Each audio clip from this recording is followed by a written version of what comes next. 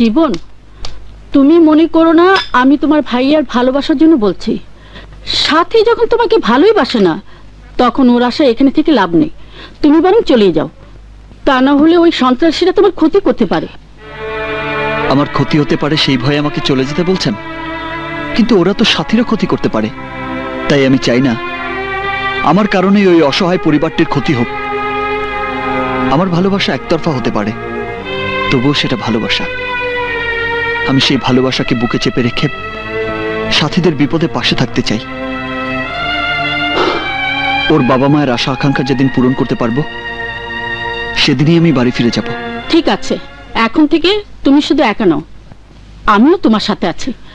তুমি যা চেয়েছো সে কাজ শেষ না হওয়া পর্যন্ত তুমি আমার এখানেই থাকতে পারো। Thank you madam.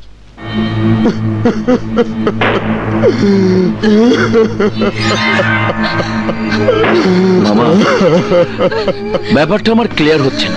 তোমার ছেলে আত্মহত্যা করবে কেন? একটি মেয়েকে ও ভালোবাসতো, মেয়েটি অন্য একটি ছেলেকে ভালোবেসে বিয়ে করেছে। সেই দুঃখে ছেলেটা আমার। আমার ভাইও তো একটি মেয়েকে ভালোবাসে, তাহলে কি আমার ভাই আত্মহত্যা করবে? যে ছেলে ওর মায়ের মৃত্যুর পর এক ফোঁটা চোখের পানি ফেলেনি, সেই কঠিন ছেলেটা আমার একটা মেয়ের জন্য আত্মহত্যা করলো। না, আমি আমার ভাইকে মরতে দেব না। তো বলেন ভাইজান। ওর দাফনের জন্য মামাকে 5 লাখ টাকা দিয়ে আয়। দাফনের জন্য এত টাকা কি দেওয়ার দরকার আছে ভাইজান? শুধু দাফনের জন্য নয়, ওর আত্মহত্যার জন্য আমার মাথায় যে চিন্তাটা এসেছে তার দাম 5 লাখ টাকার চেয়ে অনেক বেশি। যা, টাকা দিয়ে দে।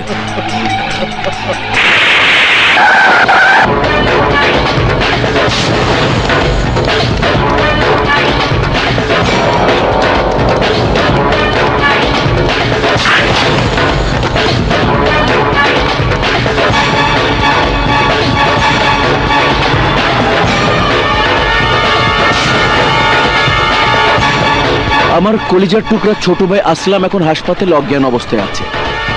জ্ঞান ফেরার পর যখন সুস্থ হবে, তখন আপনার মেয়ের সাথে আমার ভাইয়ের বিয়ে দেব। তাই এঙ্গেজমেন্টের কাজটা আমি সারতে এসেছি।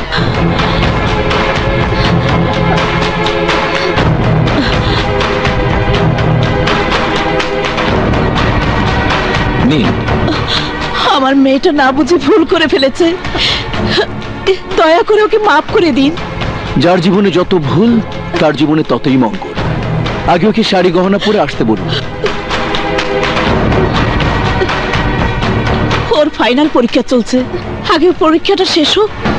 এগুলো পরে আসতে বলেছে, পড়তে বলুন।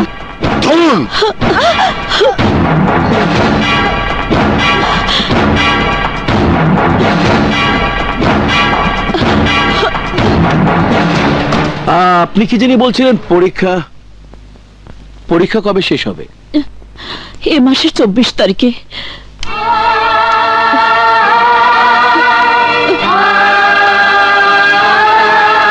তাহলে আগামী 25 তারিখে আমার ভাইয়ের সাথে ওর বিয়ে দেব। আংটি পরানোর শুভ কাজটা সেরে ফেলতে চাই।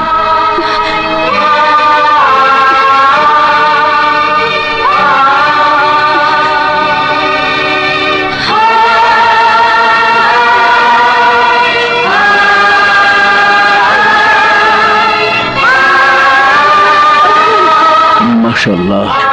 প্রতাপ। জি ভাইজান। এখন থেকে এটা আমার আত্মীয় বাড়ি।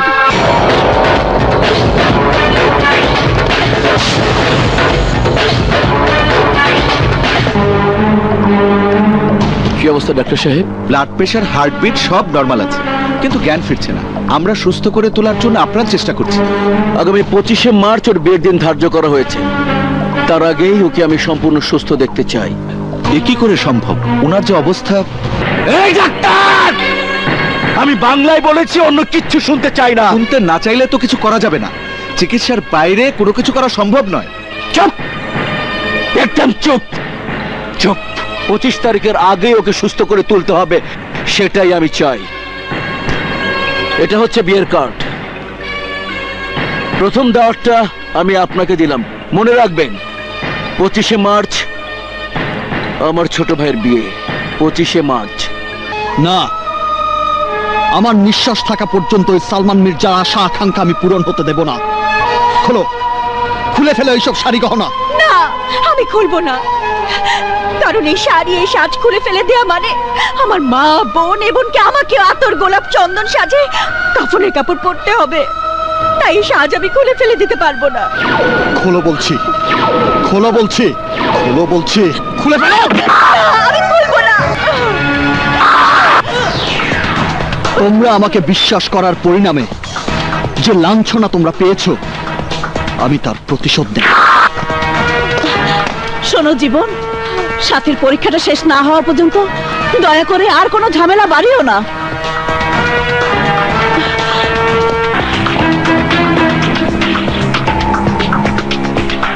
আমি জানতাম তুই আমার কাছে আসবি।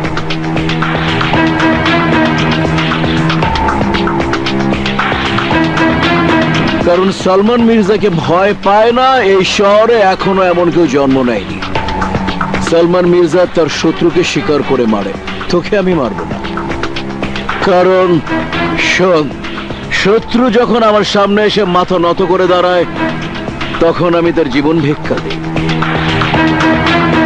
যে মেয়ের কারণে তুই আমার ভাইকে আধমরা করে হাসপাতালে পাঠিয়েছিস, শুনে রাখ, সেই মেয়ের বিয়ে দেব আমার ভাইয়ের সাথে। সুস্থ হয়ে ফিরে আসার পর ধুমধাম করে বিয়ে দিয়ে আমার ভাইয়ের সমস্ত কষ্ট দূর করে দেব। আর তুই ব্যর্থ প্রেমিক হয়ে উন্মাদের মতো রাস্তায় রাস্তায় ঘুরে বেড়াবি, তারপর একদিন নিজেই তোর জান কোরবান করে দিবি।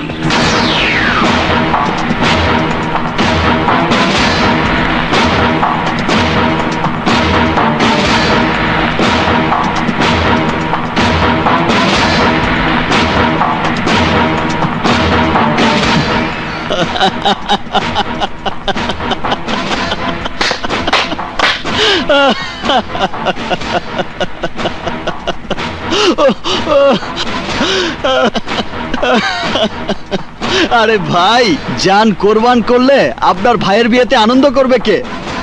শুনুন, সাথীকে আমি কোনোদিন ভালোবাসিনি, ভালোবাসবও না। সেদিন সাথীর জায়গায় অন্য কোনো মেয়ে হলেও তাকে সাহায্যের জন্য আমি এগিয়ে যেতাম।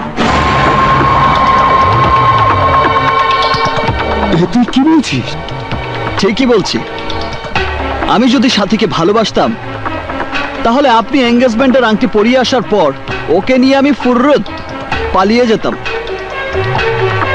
আমি আবারও বলছি, আপনার ভাইয়ের পছন্দের সাথীকে আমি ভালোবাসি না। আমি যে মেয়েটাকে ভালোবাসি সেটা অন্য মেয়ে।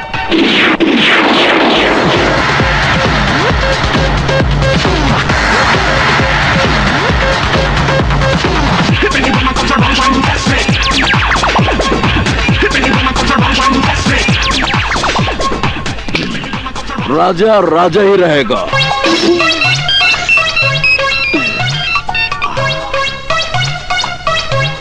হ্যালো মাম্মা। শোন, সাথীকে আর পাহারা দিতে হবে না। হায় হায়, কয় কি? কেন গো? ওই মেয়ের সঙ্গে জীবনের কোনো সম্পর্ক নেই, তাই মিশন ক্যান্সেল। মনে বড় কষ্ট, জীব ছিল ধান্দা বন্ধ।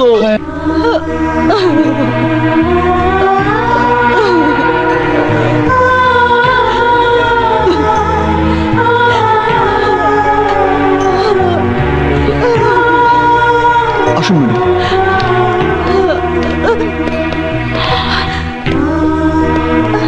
সাথী, কি ব্যাপার, তোমরা বাড়ি ছেড়ে চলে যাচ্ছ নাকি? হ্যাঁ, এখানে নিরাপদে আমরা থাকতে পারবো না। তাহলে তোমার লেখাপড়ার কি হবে? লেখাপড়ার চেয়ে এখন আমার কাছে আমার মেয়েদের জীবনের মূল্য অনেক বেশি। যেখানে যাবেন সেখানেও যদি কোনো বিপদ হয়? সেটা আমাদের ভাগ্যের লিখন। এখানে থাকলে আমরা বাঁচতে পারবো না, আসলাম মির্জা আমাদের বাঁচতে দিবে না। তোমার ধারণা ভুল সাথী। আমি তো বলেছি, আমি বেঁচে থাকতে কেউ তোমাদের কোনো ক্ষতি করতে পারবে না। বিশ্বাস করি না, তোমার কারণে তো আজ আমাদের এই অবস্থা। কোন স্বার্থে তুমি বারবার আমাদেরকে বিপদের মুখে ঠেলে দিচ্ছ? ভালোবাসায় স্বার্থের কোনো স্থান নেই সাথী।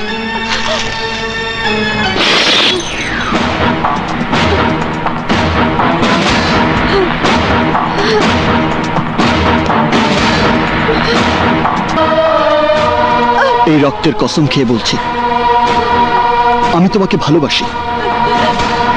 তোমার বাবার শেষ আশাটুকু পূরণের জন্য প্রতি মুহূর্তে আমি তোমার পাশে থেকে আমার মায়ের আশাও আমি পূরণ করব। তার জন্য যদি প্রয়োজন হয় আমি নিজের জান কোরবান করে দেব।